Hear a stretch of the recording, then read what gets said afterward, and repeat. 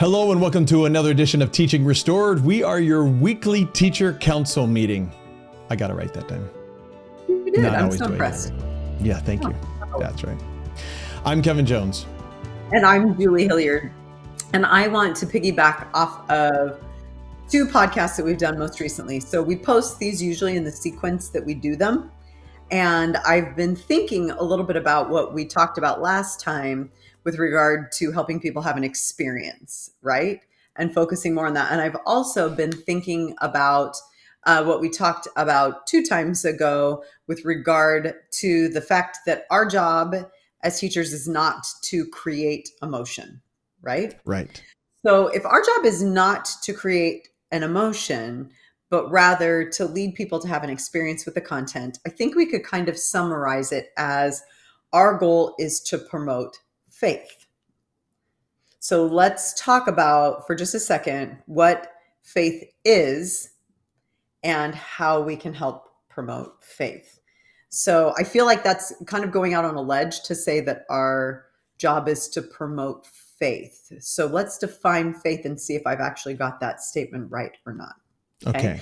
So in the scriptures, how is faith defined? Like, just think from the top of your head. I'm asking you to pull phrases out that define faith. The substance of things not seen and believed, and hoped for.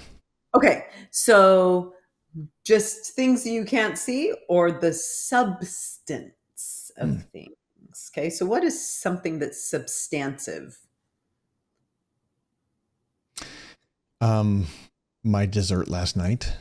Oh, substantial, or that was substantial. That was probably more substantial than it should have been, but there was something to that. There was substance to it. That's right. All the goodness that was in it. Okay, I love that. That's a good description, actually. What are some other ways that it's described? That's that faith is described. Again, if we go back to just, I guess, single words, hope. Okay. Hope is another way of, hope and faith are a little bit different, but it is a synonym of. So what is it? But it's hope for what? Yeah, exactly. So hope for things not seen. Not seen, which are true. Okay. So faith gives us a little bit of a, sorry, I didn't mean to cut you off, but that gives us like a little bit of a, what we have our faith in. Okay. We want faith to be in something truth. That's true. Yeah. Okay. Lectures on faith talk a lot about faith is actually action. Okay, great. So faith is a verb, like it is putting into practice what you believe but haven't necessarily seen. Good. Or putting into practice something you want more of because you've had an experience with it. Great. So all of those things. Something that you hope for that will just, putting into practice, even though you don't know, like Alma 32 kind of thing, experiment on the word kind of thing. And you're going there and you just try it out, whether you're just hoping, but you're doing something about it. So you're behaving in a way that could potentially even help the thing that you hope for come to pass. Correct. Okay. I love all of that. So one of the things that I learned as I was studying Alma 32 last time is that faith is not emotion. That sometimes we think that in order for us to profess that we have faith, we have to feel certain things.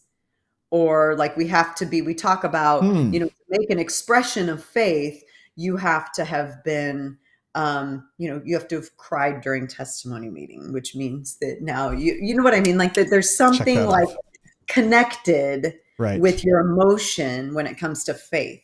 But I really, like Michael Wilcox talked about this on Follow Him. And he was talking about the idea that it's actually not, like faith is something very logical. And he drew this pyramid. Well, he, in my mind, drew this pyramid. I don't know if he actually drew it or not. And the pyramid talked about, like, if faith is at the top of the pyramid, what would your faith, what would be in the rest of the pyramid? And I'm like, it would be, Jesus Christ is the foundation and, all of these different things. But what he broke down was this idea that faith is actually something super logical and rational. It's not just like a feeling or ethereal or believing in things that whatever. Like he's like, no, no, no, no. Faith is substance, it's reason, it's experience, it's all of these things. And so he actually put the second part of the pyramid, right? Here's the pyramid. That's not a very good shape. There. Kind of, yeah. Up his faith. Next layer is, he said, evidence, substance, and assurance. And then at the bottom is reason, authority, and experience. Okay. Okay. And I was like, how do I feel about this? I'm not sure how I feel about this. So I decided, let me experiment upon the word. Let me kind of see how I feel. Because he talked about how part of what faith is based upon is our own experience or the experience of others that we would prescribe some kind of authority to. So in other words, somebody that we trust has had this experience and we're like, wow, I trust that. Prophets have told us things. We've read it in the scriptures. I trust that authority. And that helps to build my faith. Sure. Right. I've had an experience with, when I try this principle, it works. And so it promotes my faith. So I started to look at faith as kind of this bridge, if you will, between a belief that we have and coming to a place of knowledge. And so faith is kind of like this bridge between a belief and knowledge. And obviously, I would say that none of us is going to get to a place of knowledge on a lot of things related to spiritual concepts and principles in this life. Like that we are constantly searching for and having faith in things, but that this is as defined by Alma, don't necessarily have perfect knowledge in very many things, if any, while in this life. Sure. Yeah, I agree. So that's where faith comes into play. Okay. So now I started thinking about Alma's, these different action words that he gives us in Alma chapter 32. So he talks about faith and he comes kind of goes into it, leads into it with all of these action words. Starting, like if you look at the end of verse 26, he's like, you cannot know of their surety at first. As I have said concerning faith, it's not to have a perfect knowledge, even so with my words. Like you're going to hear some things from me and you're not necessarily going to have a perfect knowledge of them out of the gate. We're going to talk about some things in class and you're not necessarily going to have a perfect knowledge of them.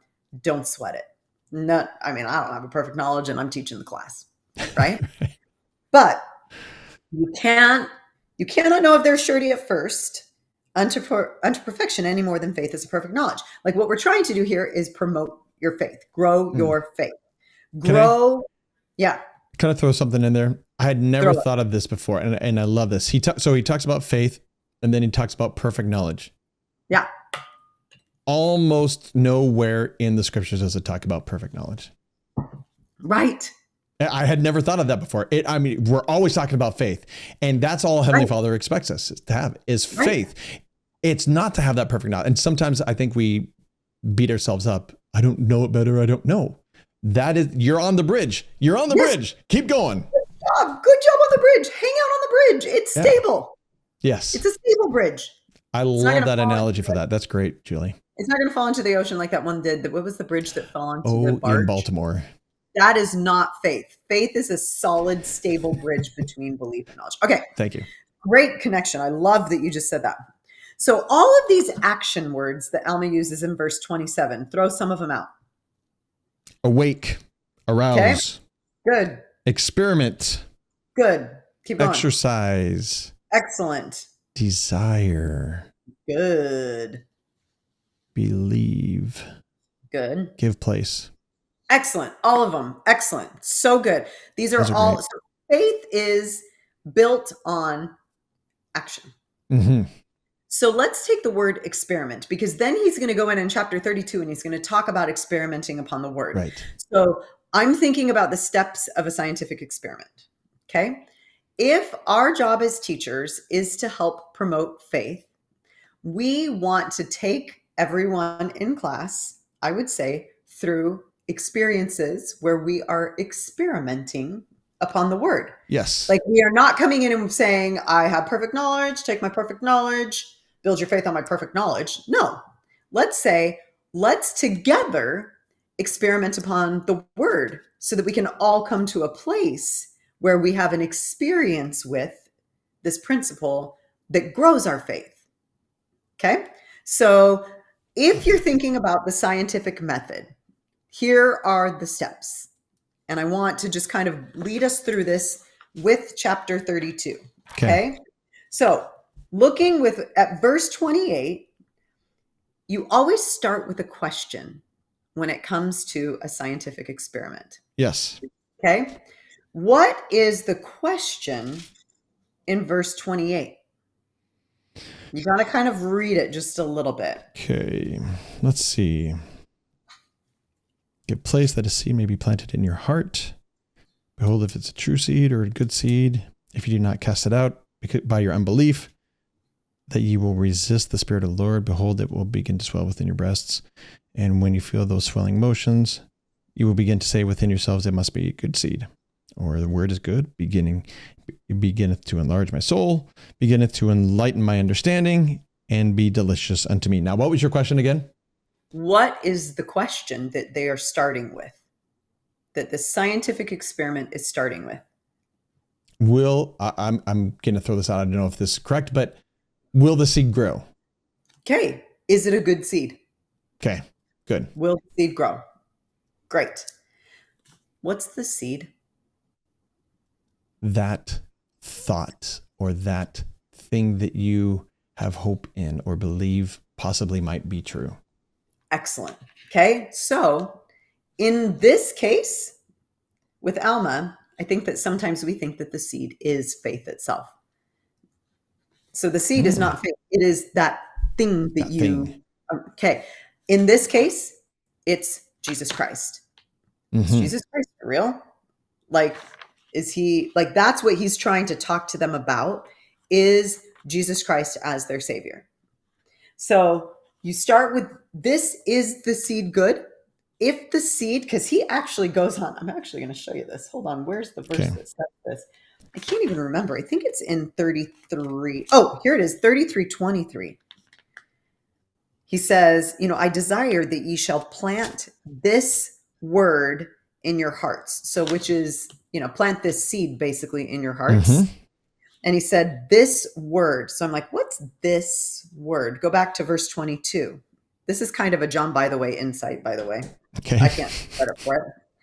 But back to verse 22. What is this word? Look at verse 22. What does it tell us? Cast your eyes and begin to believe on the Son of God, that he shall redeem his people, shall suffer and die to atone for their sins, rise again. Basically, the doctrine of Christ on Christ's end. Yes. Perfect. So if the seed that he's encouraging them to plant in this experiment is Jesus Christ, think about, for us, that is the equivalent of saying, is Christ real? And I think that sometimes when it comes to our classes, we try and take on bigger questions and not primary questions. And so part of what we need to be sure of is that if we're trying to promote faith, that we are working to experiment upon the right questions. Great. Okay. So then second step in the scientific process is to do some background research, right? And so that's literally a lot of what we're doing as we prepare. And we want to make sure that we're looking at the right sources for our background research.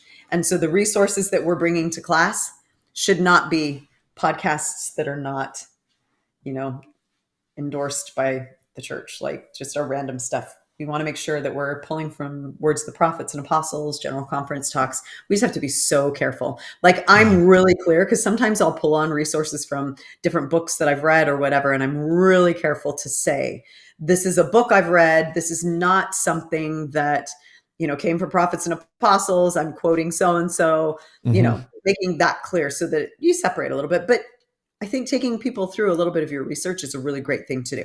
So then the next part of the scientific experiment is that you come up with a hypothesis.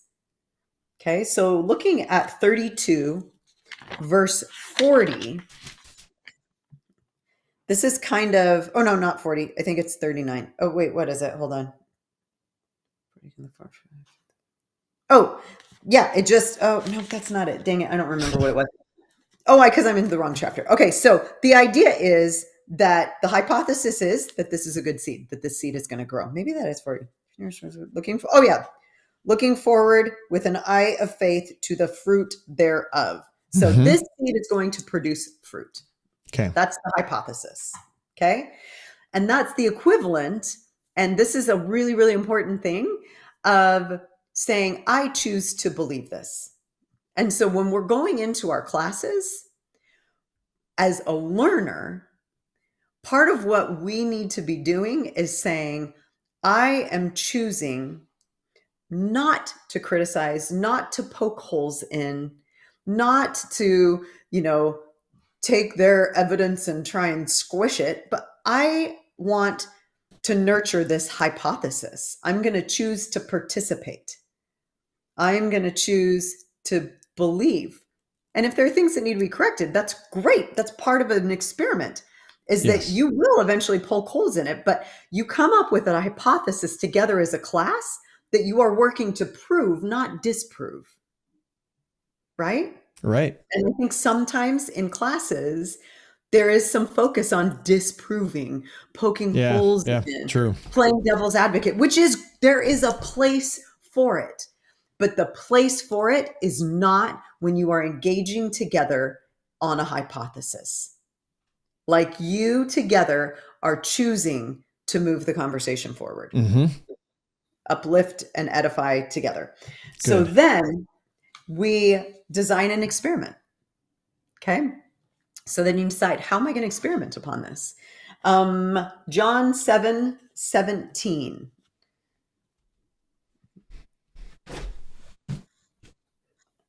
Okay, hold on. Library.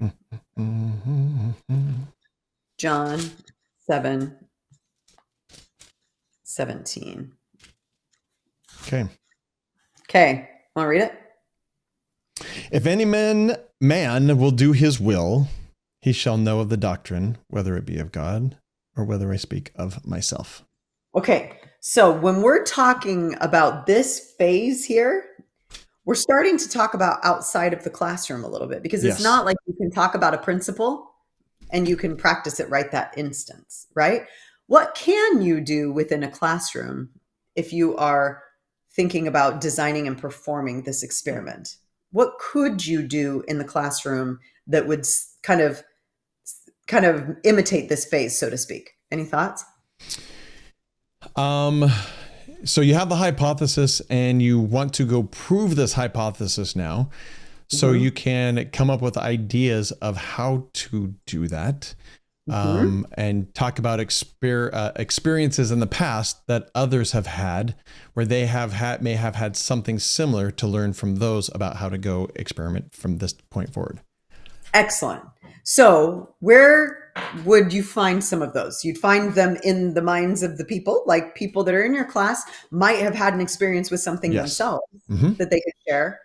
You're also going to find them in scriptures, like all over the place, drawing upon other places where people have had experiences with this principle, right? Right. So then the next step is to observe and collect data.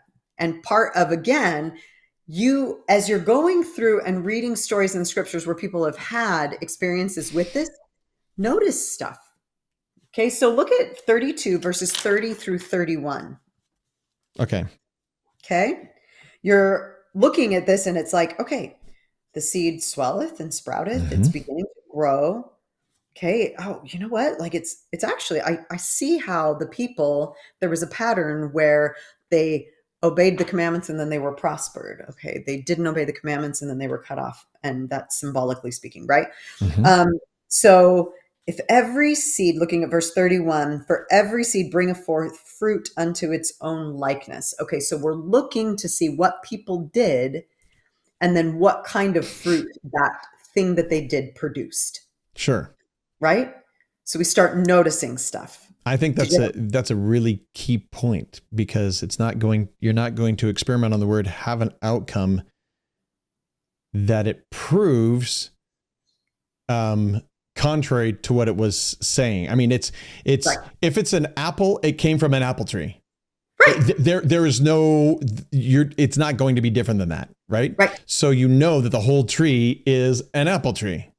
Mm-hmm. In that same way, right? If we know that it comes from God, if it's good, we know it comes from God, period. That's what it is. Right, exactly. And I think that we sometimes say that phrase, if it's good, it comes from God, a lot. And so for us to take a step back and look at where, in cases in the scriptures and in cases in people's lives where they have exercised faith, it has produced this fruit.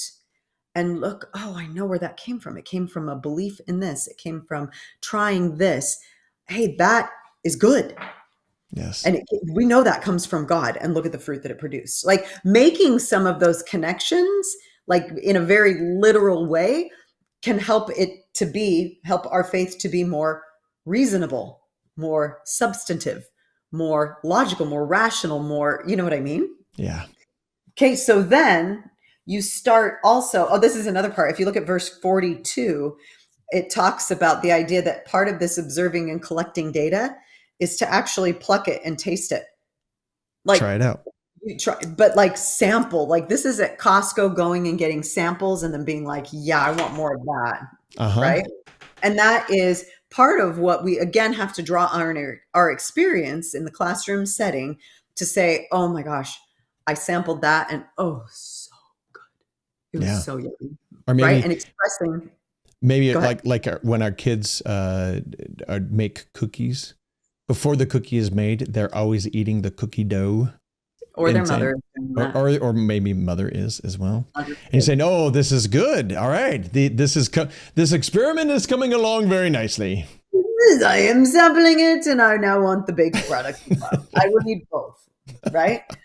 Excellent. And then that leads us to be able to draw a conclusion.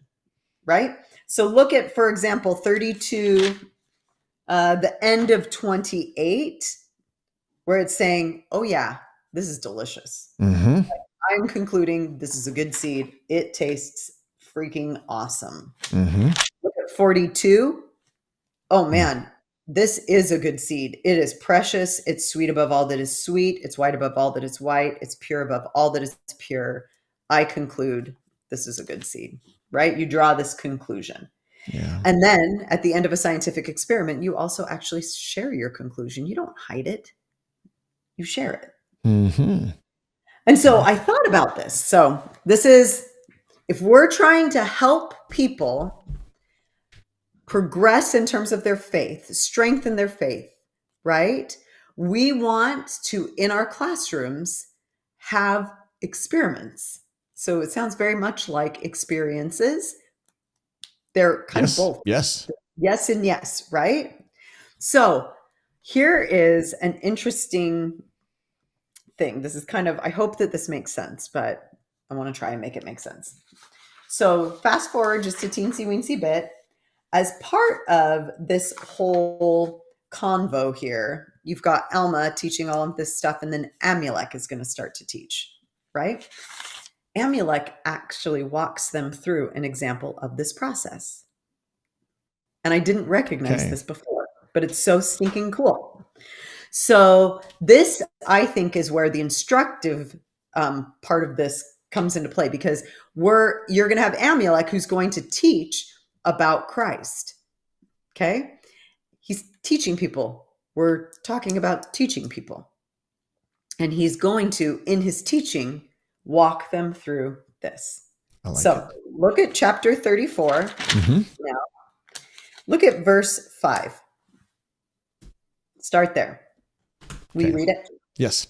And we have beheld that the great question which is in your minds is whether the word be in the Son of God or whether there shall be no Christ. Binary question right there. Yep. And a question. You start your scientific experiment with a question. Probably the most important question. Probably the most important question. So then if you reflect back, because we, obviously can't go through all of this in this little podcast, but there's a lot of background research that takes place that they're walked through with Alma and his lecture just before in chapter 33. Okay. He's going to talk about Moses. He's going to talk. So he is basically saying, here's some of what I've read. Here's some of what I've taught. Here's what Zenas taught. Here's what Moses taught. Here's what their experience was. So he's going to kind of do a little bit of that. So now look at 34 verse 6. Mm-hmm. What's the hypothesis? And ye also beheld that my brother has proved to you in many instances that the word is in Christ unto salvation. So the hypothesis is that for salvation, it is through Christ. Perfect. Okay. And then he's going to go through in verses 8 through 15, and he's going to talk about that hypothesis. Mm-hmm. And he's going to talk about some of the background research. So he's going through it there. So then in 34, 17 through 27, mm-hmm. he's going to design and perform an experiment. Okay. So good. So kind of skim that. He's talking about, look, exercise your faith unto repentance. Cry unto God. Pray. Humble yourselves. Like, this is how you're designing. This is what the experiment's going to look like. This is the designing part of it. Right. And then he's going to start encouraging them to perform this experiment. That's good. So then it's really interesting because I think that he's basically saying, be engaged, be humble, be sincere in trying to prove this hypothesis. And again, I just have to make the point that when we're in our classes sometimes, like I know that there are some controversial things within our church. Like there are things that people struggle with related to policy. There are things that people struggle with related to church history. And I think that it's appropriate to talk about those things. But when we bring them up in an effort to like show that we're not afraid, or to bring them up to try and like if we're participating, I don't think you're going to do this as a teacher, but to try and kind of trip things up, that's not the spirit of this experiment upon the word. And one of the biggest things that I've noticed is that sometimes when we get derailed by those conversations, the spirit leaves. Mm-hmm. And so we have to remember, and this may sound naive and a little bit manipulative, so let me explain it. We are trying to prove a hypothesis, not to disprove it. We are choosing together to have faith in and believe certain things and choosing to exercise that faith. Sure. We are not choosing to try and justify jumping ship. We are not choosing to try. And I think that sometimes we can get derailed in the discussion that we're having in class by some of those attempts to poke holes. Good point. So that's a good focus. I like that a lot. Okay. So focusing on belief. So then collecting data, right? So look at 34, 28 through 29. Okay. So he's saying, look, this is not all. So after you've done these things, you've performed an experiment, you've designed and performed an experiment. If you then are going to turn away the needy and the naked and not visit the sick and the afflicted and impart of your substance, he's like, if you're not going to do these things and actually start collecting data, you're not going to have any evidence to support or refute your hypothesis. And so he's saying, look, collect data. Look, remember to be charitable. Remember not to cast these things out. Start to notice things. See if what we're talking about here leads to a change in you. He's saying, if you're not going to change, like it's not Then going to produce fruit. right, Like right. you have to see, if you do all of these things, notice how it changes you. Notice how you become different. That's how you're collecting data. So what I kind of hear you say here is that without the change, there cannot be the faith. Right. Your lack of faith, your lack of change in you does not disprove the hypothesis. Yeah. If you're not doing something. Okay. I found this on the web. For your lack of change in you does not disprove the hypothesis. Check it out. Siri. Thank you, Siri. Siri's been baptized. Yeah, I guess. But do you hear what I'm saying? Like, this is a little bit heady, but the idea is that if you are not going to actually perform the experiment, if you're not going to actually design and perform the experiment, meaning do something different, then it's not going to lead to change. But it's you that skipped a step. It's not the hypothesis that's false. Right. Does that make sense? Yes, it does. Okay, so I'm going to kind of finish this. I feel like I've talked a ton and not really engaged, but I promise We're I good. just want to spot. Okay. So then that gives you, Amulek is going to say, here is the time to draw our conclusion, and look at verses 30 and 31. What does he say allows you to draw this conclusion? What's going to happen to you that lends you to draw this conclusion? That lends you to draw the conclusion? Yeah. So sorry, you're going to draw a conclusion. How do you draw that conclusion?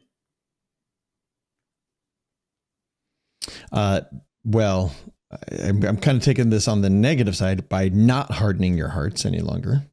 Right. Is one way I see.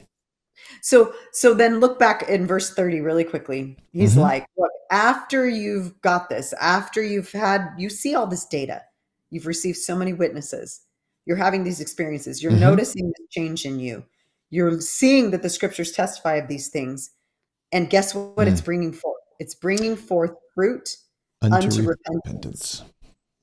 Yea, I would that you would not come forth and not harden your hearts any longer, basically.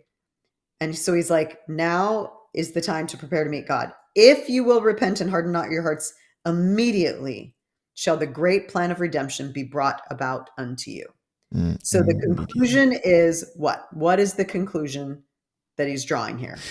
That once you experiment, you find the fruit, eat it, use it. And this plan of redemption is personal. It will immediately be brought about unto you. That's his conclusion. He's like, the word is in Jesus Christ. This is a good seed. I conclude that all that he promised will be efficacious in your life. It will take effect and impact you personally. So it's maybe me stretching just a little bit, but what I felt like came out of this was that Amulek walked them through this process.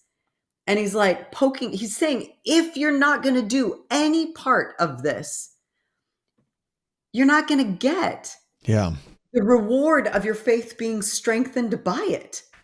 He's like, you can conclude that Christ is not only real, but he is your personal savior, and his plan of redemption will be effective for you.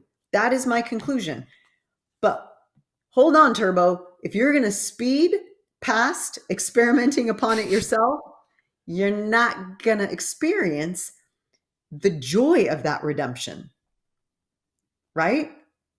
And so the point that I want to make has to do with the fact that we want in our classes to create an experiment and walk people through that as much as possible to help promote, progress, develop faith.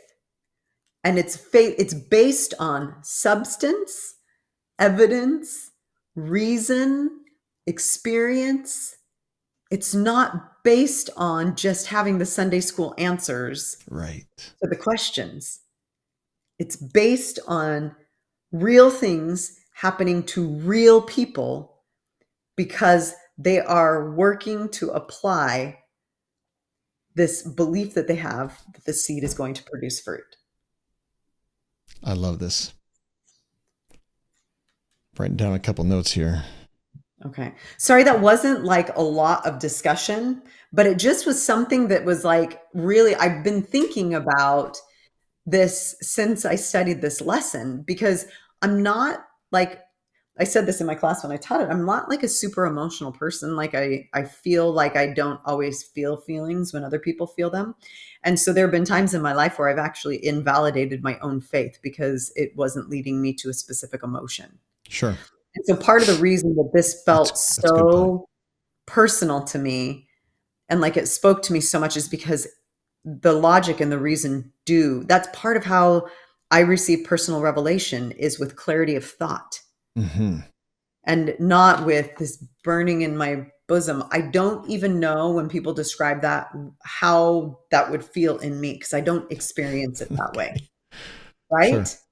And so I'm like, certain other physical things will happen, like my heart will pound or whatever, but I don't experience that the same way. And so I've invalidated at times in my life my own faith because I haven't felt the same thing as everybody else.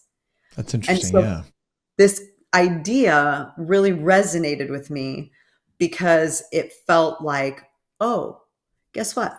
My way of having faith with, exercising my faith and experimenting, this rational, real, substantive process yields the same results that, in me. And I don't know. I feel like I'm just saying, I'm not describing it very well, but it was very validating to me to think, well, wait a minute, I can wrap my head and my heart around the gospel of Jesus Christ. And both of those things are important. It's not, it is reasonable. It is rational. That's good. We're not crazy. Yeah.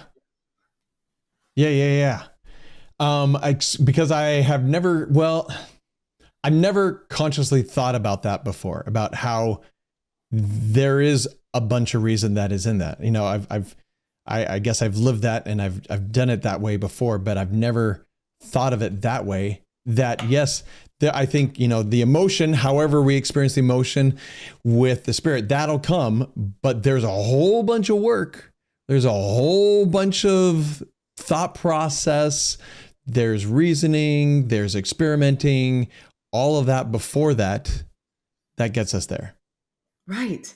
Yeah. Right. That's a great point. Whatever the feeling is right. If it comes from the Spirit, it's going to feel good. It's going to lead to peace. It's going to lead to joy. And however you express that or however you experience that is valid. Oh, yeah. Oh. Right?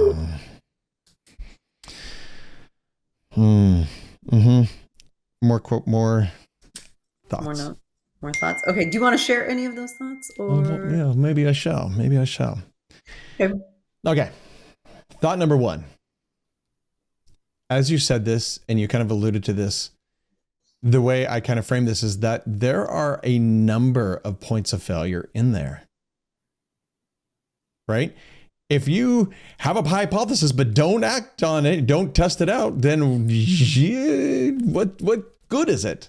If you act it out and find the hypothesis is true, but then don't eat the fruit thereof, what's the point? You're not going to get it, right? And so as maybe as a leader or someone who works with others and trying to help them build their faith, because again, we can't build others' faith.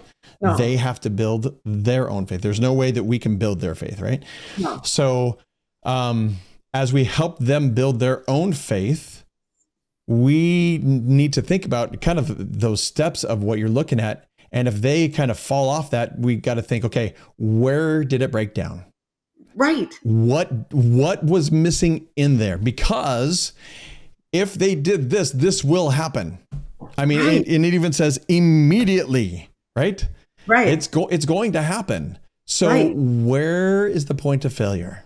And I think that might be a great way to look at, and as you're talking about each of these steps, and I started taking it from a point of failure paradigm there, I could think of times in my life and in others' lives where it broke down at that one point, and that was it right there. Yes. You know That what's cool about what you're pointing out right now is that you're getting at, and this is what I think I missed and what I was kind of blah, blah, blah, blah, blah, through just a minute ago, is that you aren't trying to disprove, like I said, the hypothesis, but part of what you're trying to do in the discussion is talk about these points of failure. sure, Right? Like yes, if you encourage people to jump from belief to, and you will have knowledge, then that we're building on the wrong thing. Or if you're saying, here's the hypothesis, draw a conclusion, then like maybe, I mean, that's a little bit what we do with our kids. We say, this is the hypothesis, this is the conclusion. And we think that they are going to just embrace the conclusion. right, But part of what we realize as they become teenagers is that our job as parents is to support and allow them to design their own experiments and yes, perform their own experiments. And so that is more where we're engaging in the process and helping them to collect data, meaning to notice things. And so if we can talk about the points of failure, you know, with our kids, with our students, with the people that are in our classrooms when we're leading a discussion, talk about, well, what did you notice? And they're like, well, I didn't really pay attention. You know, like asking those questions that I are like part that. of the experiment and not skipping steps in how we're explaining things. Yes. Right? I think this goes a lot toward missionary work because you're watching in real time people do this. And you're Right. leading them down this path. And then you see some people like, yeah, okay. What's the point of failure? Where Where did in you this go? process did it break down? Well, I really didn't read, or I Right. didn't pray about it, yeah, I believe that, but,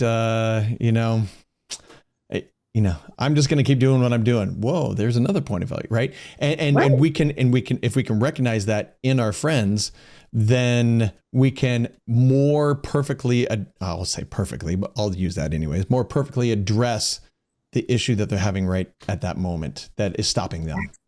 Excellent. Don't you think that's true not just of people who like friends, investigators? Like I don't want to say that, but I'm trying to kind of Yes. differentiate people who are just coming to start to study about the gospel. But I think that that's also true that in our own lives, part of what we need to acknowledge is that not everybody's faith is in the same place when we're in a classroom, and that there Mm-hmm. are a lot of people who are experiencing breakdowns. They're experiencing points of failure when Mm-hmm. they're sitting there in Sunday school, when they're sitting there in an institute class, whatever. And so part of going through this process and acknowledging all of the parts of it is that they can then also identify in themselves some of these breakdowns and some of these points of failure.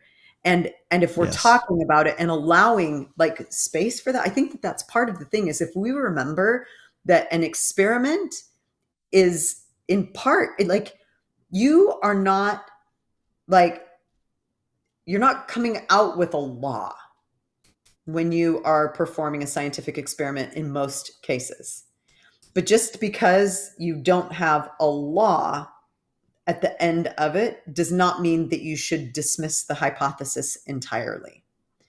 And so you have to go back to your points of failure again and address those points of failure until you get it right and Yeah. find the right conclusion.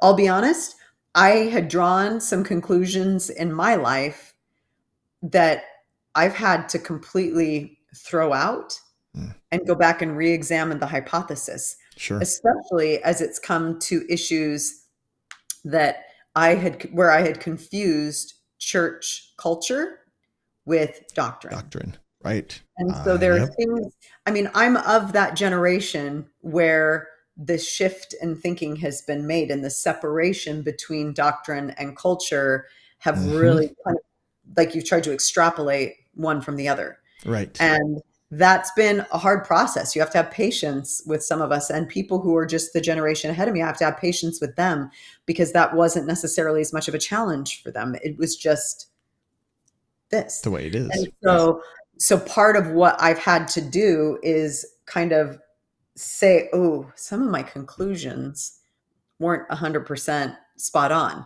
Like, doesn't mean that I debunked the hypothesis. It means that I've got to conduct a different experiment. Maybe ask a new question. Sometimes ask a new question. Right. Great. Yeah. So I wonder if we're teaching a class, I don't know that I'm going to say this correctly, but let's find out if I can even make sense of this. I see in my mind's eye that I take a class that I'm teaching and we say, guess what?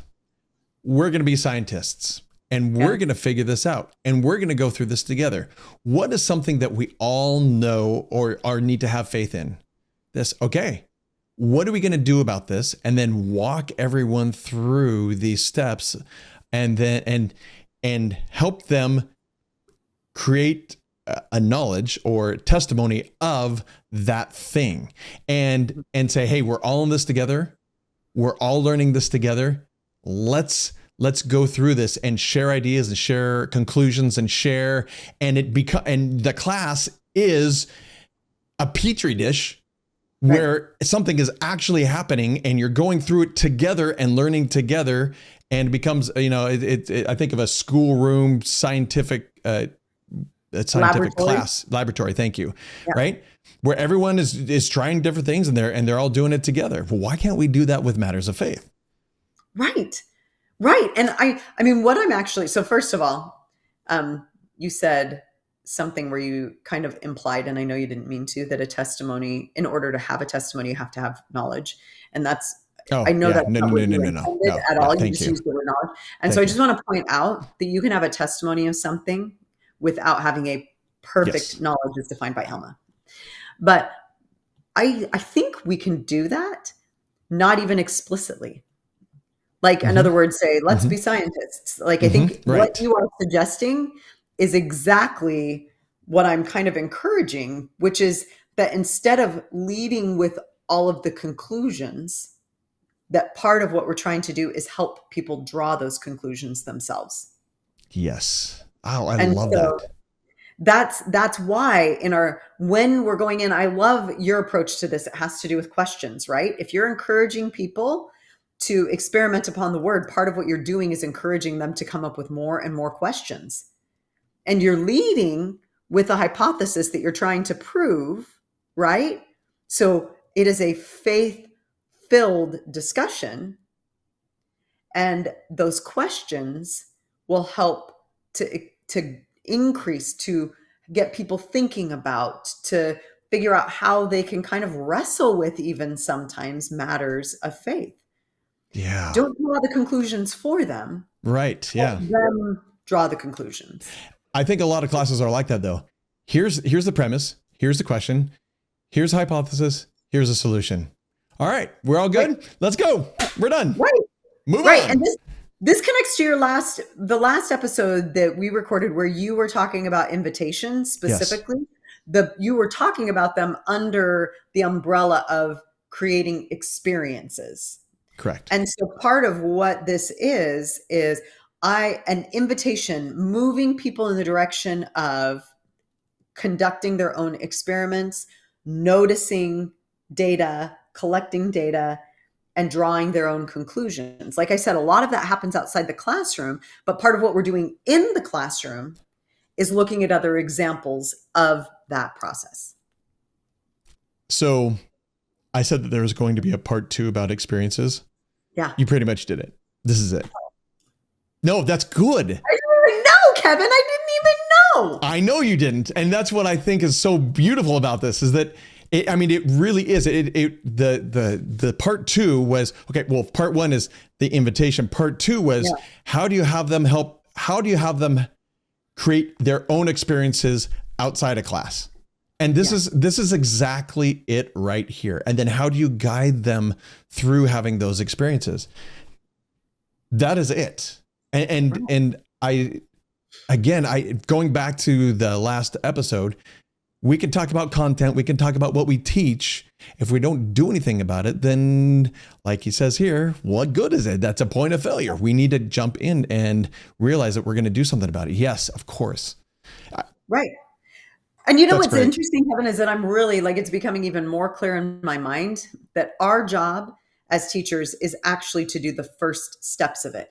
It's to really set up good primary questions that we're working to answer together to come up with a hypothesis. And then most of the rest of it, like giving some background research, doing some background research is also part of that discussion. And then figuring out, maybe even designing potential experiments, but the actual experimenting, collecting data, noticing what's happening, et cetera, and drawing conclusions is going to happen outside of the classroom. And so we are setting up and encouraging people to conduct those experiments. Here's an idea of something to do exactly what you're saying. Okay.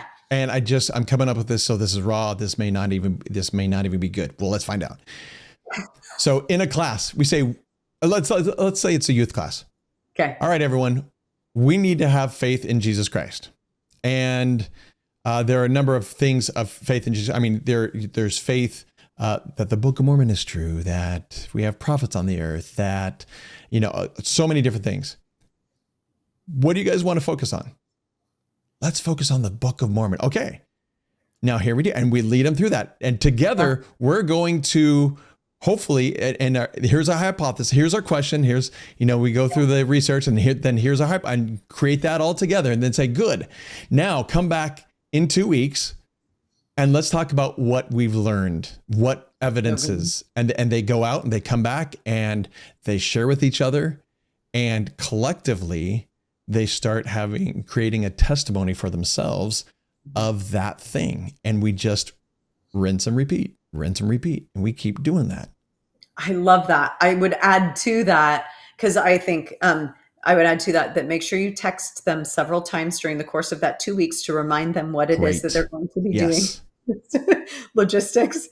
And then the other thing that I thought of is, like, I have something that's happened recently that I actually just found out about it today. We've got high adventure and girls camp and things going on. And so as I've been talking to people from high adventure and girls camp, I'm learning about, some of the conversations that are taking place as the kids stay up super late. Mm-hmm. And it surprised me that some of them are about principles of the gospel, and that they are teaching each other by talking about their experiments. Mm. They don't know that they're doing that, right? But because you don't have kids that as youth, they're not preaching at each other. In fact, they're really hesitant to do that. Sure. But they're talking about their experiments with principles of the gospel.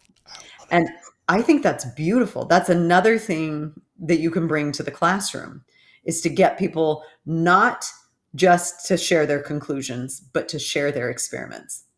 I like that. That's really good.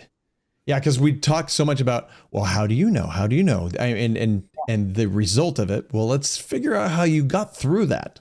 Right. Because it's like, how do you know? How do you know is saying, what's your conclusion? What's your conclusion? What's your conclusion? That is less impactful than how'd you get there? Yeah.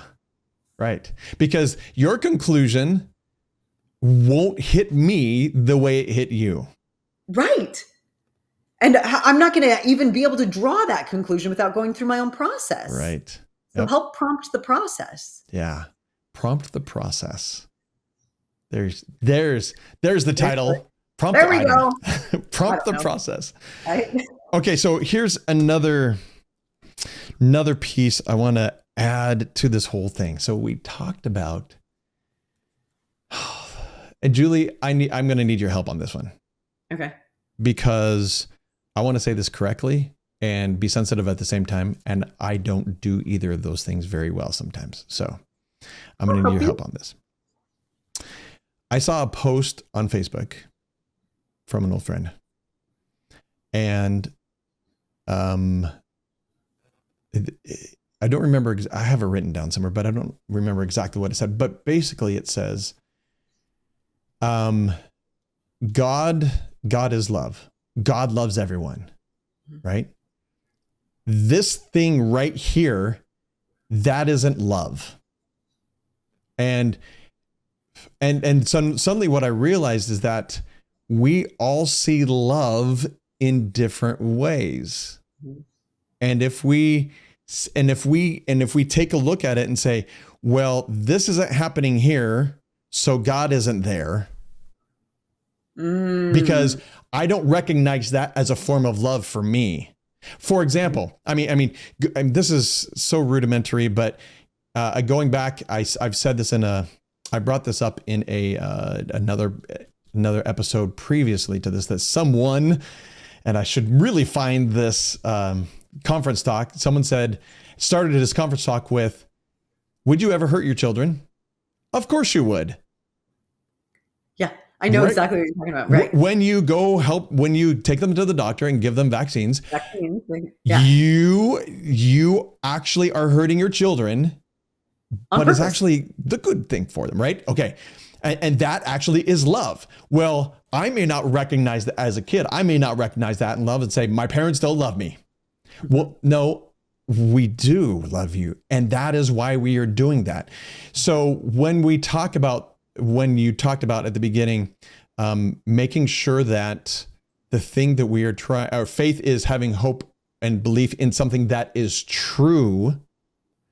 We need to make sure that when we are experimenting on the words, that it is true. It is, and we think that is so obvious. Well, yeah, duh, right? Of course, we're going to base it off something that we believe is true and factual and the way God works. Well, put it into practice, and it's a lot different. It can be actually pretty difficult to make sure that that thing is true, especially given the philosophies and thoughts of men right now and going every which way with a lot of different things.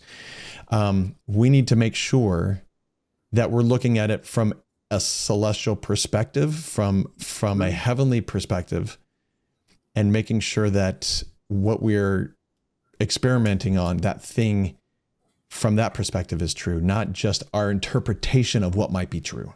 Did that help make any sense at all? Yes, I think so. Let me see if I can summarize what I hear you saying. That sometimes we can dismiss something as not being true, not because it isn't true, but because of the way that we're defining it, or the way that we're viewing it, or the way that and I think, like, your example actually is a really good one, because I hear this a lot. I hear people talking about God is love, and I don't see this thing as being loving. Right? Yes, I hear that all the time. And so part of what we're doing in these experiments is talking about how we understand certain things, right? Like, we don't want to skip over the nature of God, including the idea that God is love, if we are trying to prove that God is our Heavenly Father in our experiment. So it's being willing to talk about what all of those things mean, I think. Yes. I don't know. I think I understand what you're saying, but I don't know how to articulate it either. Right. But like that, the example that you brought up is one that is difficult to wrestle with.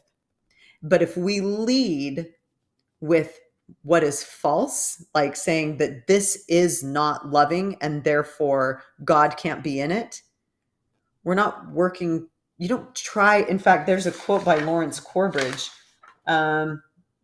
He's so good. I know, it's so good. Let me see if I can find it really fast.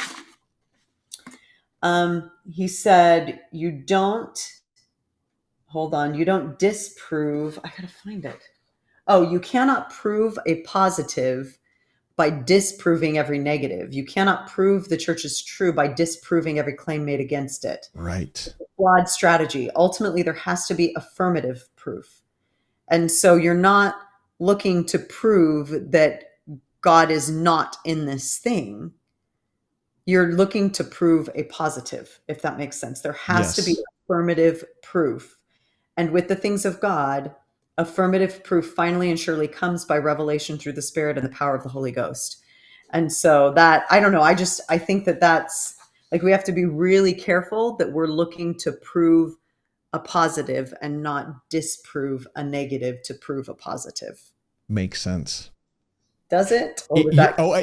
It absolutely does. I think the difficult part in that comes when the rubber hits the road and Yes. we're actually doing it, and we have to check ourselves to make sure that we're not doing that, because Right. we could think that, oh, we're, and it may make total sense. We may say, well, that isn't right. And all of a sudden that disproves it. And emotionally that may take over, but wait, we just broke the whole process and we have to go back to it. Hold on. I've got another quote. Let me see if I can find it. Talks about, oh shoot, where is it that I have another quote that talks about the idea that we don't dismiss a theory just because we don't know 100% that it's a law. What I'm trying to say is that you don't dismiss your hypothesis because one thing you come across doesn't line up. You've got to examine, where was the breakdown in the experiment again. Right. You've got, like, you don't just trash the hypothesis because you come across a stumbling block. Yes. And I think that what I hear you talking about is, here's a stumbling block. Now I'm going to trash the hypothesis. There's no way that God is in this thing because I just stumbled here. Right. So go back and try and analyze where the breakdown potentially was. So that reminds me of Kevin Pearson, who's a member of the 70. And I remember him in a talk, he mentioned something about, he has a question and he doesn't know how to solve that question. So if I remember the analogy correctly, what he said is basically, he says, I put it in a box and I put it on the shelf. It's still there. I don't have the answer to it, but I keep pulling it out every now and then and looking at it and make sure, but someday I will get that answered, but it's not right now. But I'm not going to allow that to try to disprove everything else, because I have so much evidence here. That one thing that I just may look like it disproves it. It doesn't. I will get to that and I will figure that one piece out at some point. It's interesting because this, and I don't want to get off track, but I think using this language of the scientific experiment makes this feel relevant as well. And I think that what he was talking about is that some of our questions, I don't want to be naive, because there's this guy that I'm really good friends with that actually gets really frustrated when people are like, we'll have the answers eventually, and that's enough to satisfy me about everything. Mm-hmm. And he's like, no, these are hard questions to me. These are things that are rocking my faith. And that feels like a really dismissive answer. Sure.